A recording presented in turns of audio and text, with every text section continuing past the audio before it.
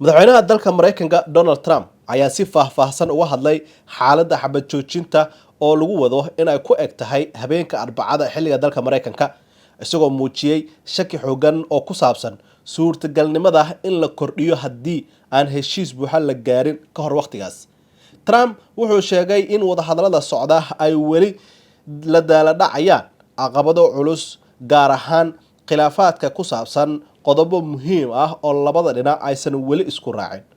Wuxuu carabka ku adkeeyay in kordhinta xabad joojinta aysan ahayn arrin si fudud loo go'aamin karo maadaama ay ku xidhnaan doonto heerka horumar ee laga gaaro wadaxaajoodka hadda socda. Sida uu sheegay, dhinacyada ee ku lugta leh ayaa kala aaminsan arrimo ay ka mid yihiin shuruudaha amniga, isdhaafsiga maxaabiista haddii ay qusayso, iyo damaanadaha la xiriira hirgelinta heshiiska mustaqbalka. Arrimahan ayaa sida uu tilmaamay dib u dhigay in la gaaro is-afgarad dhameystiran. Trump wuxuu sidoo kale sheegay in haddii aan heshiis laga gaarin ka hor Arbacada habeenkeeda ay jirto khatar ah in xabad joojintu ay si toos u dhamaato, taasoo keeni karta ayuu yiri in dagaalku uu dib u qarxo ama xiisadu ay si degdeg ah u kacdo.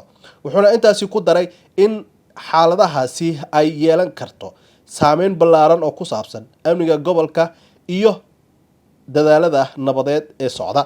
Dhanka kale, beesha caalamka oo ay ku jiraan dalal iyo hay'ado waaweyn ayaa kordhiyay cadaadiska lagu saarayo dhinacyada in ay gaaraan heshiis degdeg ah, waxaana jira baaqyo ku aadan in la ilaaliyo xabad joojinta si loo sii wado gargaar bini'aadantinimo iyo in laga hortago khasaare dheeraad ah oo soo gaara shacabka ee dhinacyada dagaalamaya.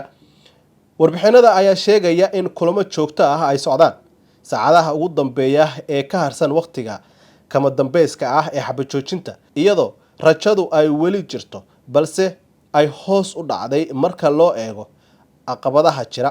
Trump wuxuu ugu dambeyn ku celiyay in waqti yar uun u harsan yahay xabad joojinta xilligeedii, isla markaana go'aamada la qaadan doono saacadaha soo socda ay noqon doonaan kuwa go'aaminaya jihada xaaladda gobolka Bariga Dhexe. Hadalkan ee ka soo yeeray Trump ayaa waxa uu imaanayaa xilli 48 saacadood wax ka yar ay ka harsan yihiin xilligii xabad joojinta ee Mareykanka iyo Iiraan ay wada gaareen. Waxaana sidoo kale hadalkan uu ku soo aadayaa xilli la filayo ama ay socdaanba wadaxaajoodyo hoose oo u dhexeeya Iiraan iyo Mareykanka, iyadoo wareegga labaad ee wadahadallada Mareykanka iyo Iiraan la filayo inuu ka furmo Pakistan.